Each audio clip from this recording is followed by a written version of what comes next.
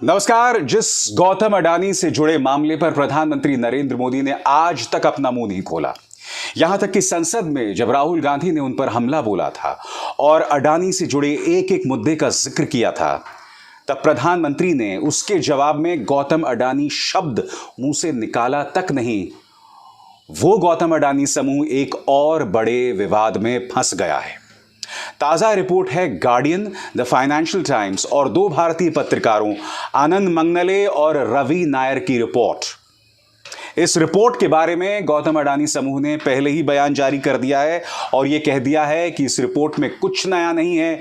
जो बातें Hindenburg report में कही गई थी उसी को दोहराया गया है, मगर यह रिपोर्ट कुछ नए दावे कर रही है जिसे खारिज करना ना गौतम अडानी के लिए और ना प्रधानमंत्री नरेंद्र मोदी के लिए आसान होगा। सरल शब्दों में रिपोर्ट क्या कहती है मैं आपको बताता हूं, एक एक शब्द को सुनिएगा दोस्तों। दरअसल यह दावा किया जा रहा है इस रिपोर्ट के जरिए कि साल 2013 से 2018 के बीच मॉरिशस से दो लोगों ने, जो कि गौतम अडानी के करीबी थे मगर विदेशी थे, मॉरिशस फंड्स के जरिए 2013 से 2018 के बीच गौतम अडानी के शेयरों को समर्थन दिया गया, खरीदा गया और बाजार के अंदर उन शेयरों की कमी हो गई। और शेयरों की कमी जैसे हुई, और आप जानते हैं जब शेयर्स की कमी होती है तो उनके दाम बढ़ जाते हैं, यानी कि नकली तरीके से अडानी समूह के शेयर्स के दाम बढ़ाए गए थे और उसका फायदा गौतम अडानी समूह को हुआ। यह दावा कर रही है ये रिपोर्ट।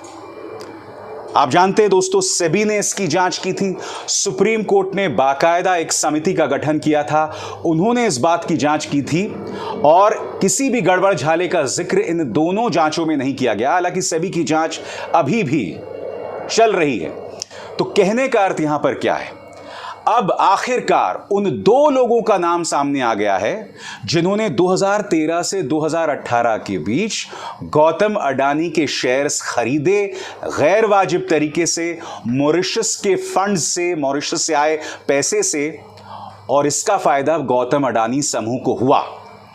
एक एक करके मैं वो रिपोर्ट्स आपके सामने रखना चाहूंगा दोस्तों। पेचीदा मामला है और मैं आपके सामने ये रिपोर्ट पेश करूंगा, जो अंग्रेजी में कहा गया है उसे पेश करूंगा और फिर उसका हिंदी में अनुवाद करने की भी कोशिश करूंगा।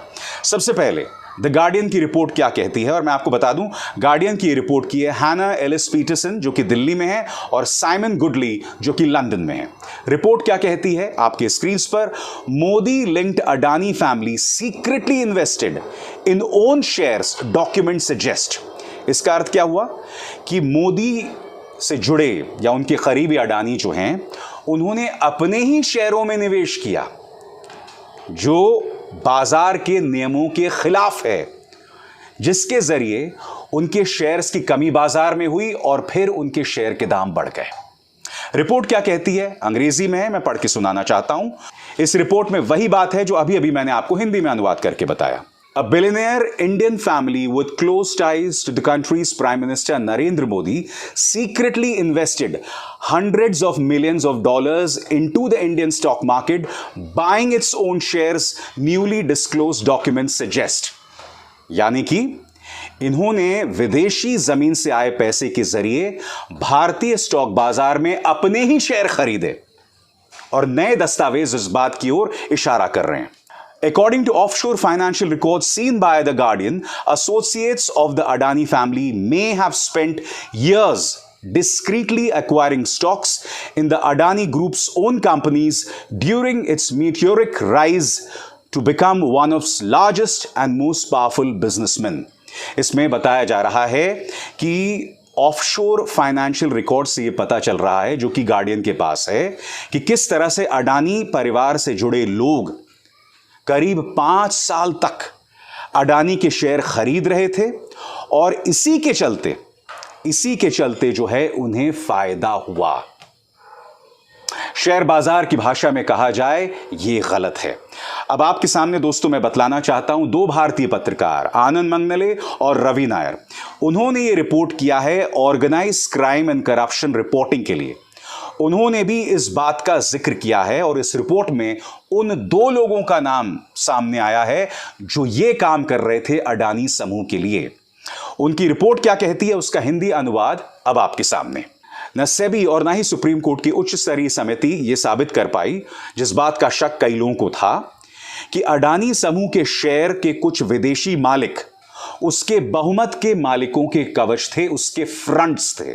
नए दस्तावेज ये साबित करते हैं कि अडानी समूह के करीबी दो लोग, नासिर अली शाहबान अहली और चांग चुंग लिंग, कई सालों से अडानी के शेयरों के साथ कारोबार कर रहे थे, जिसकी लागत करोड़ों में बताई जा रही थी।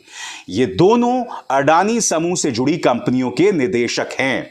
रिकॉर्ड्स ये साबित करते हैं कि जिन निवेश फंड के शेयर में वो कारोबार करते थे, उन्हें बाकायदा अडानी परिवार के एक वरिष्ठ सदस्य से दिशा निर्देश मिलते थे। और ये वरिष्ठ सदस्य कौन है?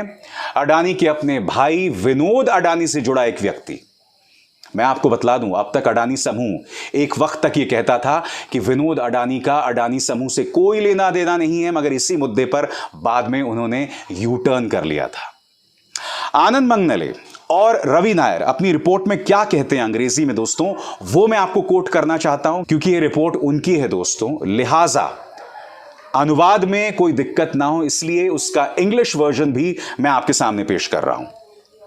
New documents obtained by the Organized Crime and Corruption Reporting Project and shared with the Guardian and Financial Times reveal for the first time the details of an undisclosed and complex offshore operation in Mauritius, seemingly controlled by Adani Associates, that was allegedly used to support the share prices of its group of companies from 2013 to 2018। यही बात मैं आपसे कह रहा था कि इन्होंने 2013 से 2018 के बीच इनके जो शेयर बाजार थे, कि जो शेयर्स थे, उन्हें खरीदा और बाजार में उनकी कमी हुई, और जैसे उनकी कमी हुई शेयर के जो दाम है वो बढ़ गए, और इससे अडानी समूह को करोड़ों ही नहीं अरबों का फायदा हुआ।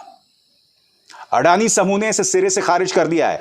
उन्होंने क्या कहा है कुछ देर बाद आपके स्क्रीन पर। रिपोर्ट यह भी कहती है कि अब तक ये जो विदेश में पूरा नेटवर्क था, इसके बारे में कोई जानकारी नहीं थी।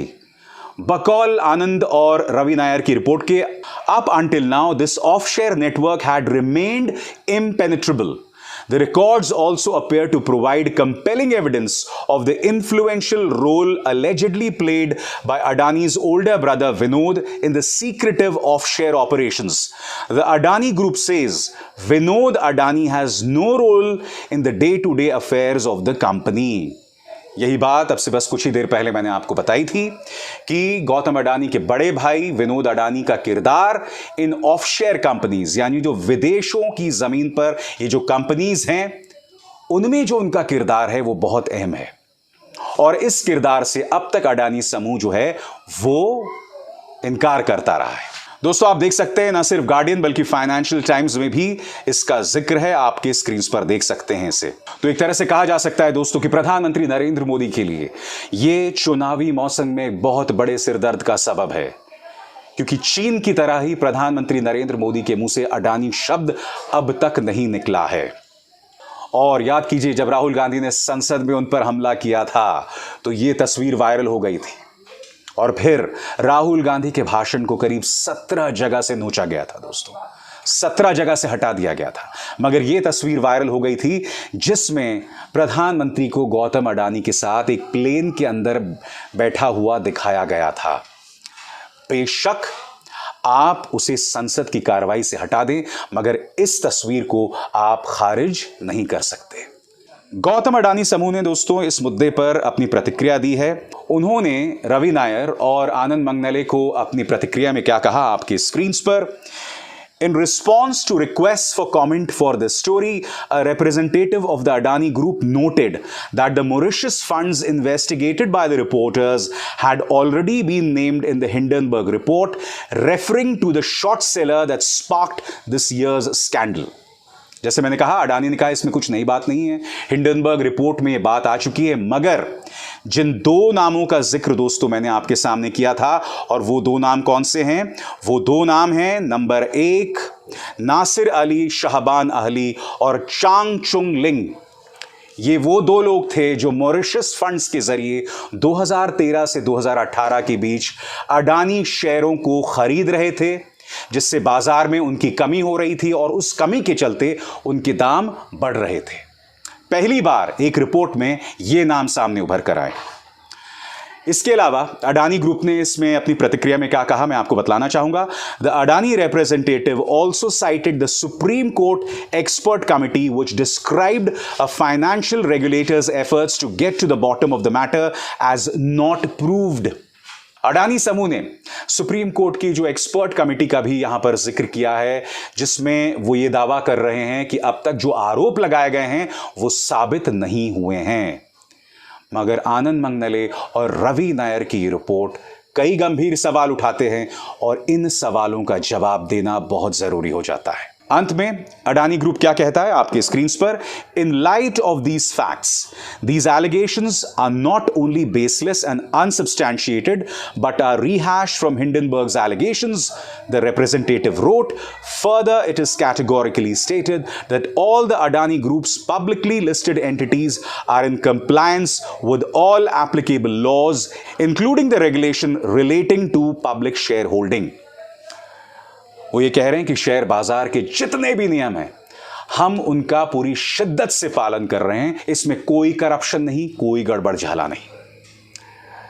मगर दोस्तों, जनता के सामने जो सवाल है वो क्या है, और इसी सवाल के कटघरे में प्रधानमंत्री नरेंद्र मोदी भी आते हैं। और वो सवाल क्या है आपको समझना पड़ेगा कि शेयर बाजार में जो गड़बड़ जाला चल रहा था 2013 से 2018 के बीच, क्या आप जानते हैं कि मोदी सरकार के सामने यह मामला 2014 को लाया गया था, मगर मोदी सरकार ने उस पर कोई एक्शन नहीं लिया।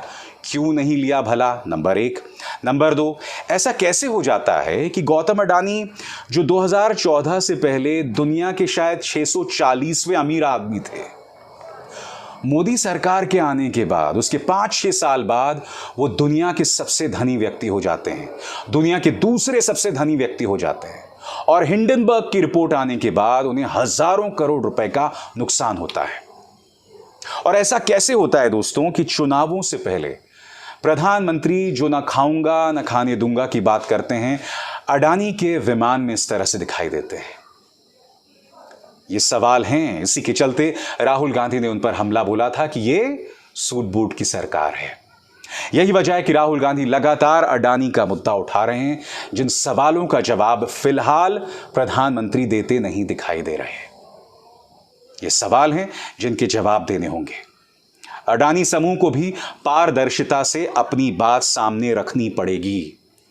इंडिया टीवी को इंटरव्यू देने से या इंडिया टुडे को इंटरव्यू देने से कोई बात नहीं बनने वाली अडानी साहब। जो पत्रकार सलीके से सवाल पूछेंगे, सत्ता से सवाल करते हैं, उन्हें इंटरव्यू दें तो मजा आए। अभिसार शर्मा को दीजिए इजाजत। नमस्कार।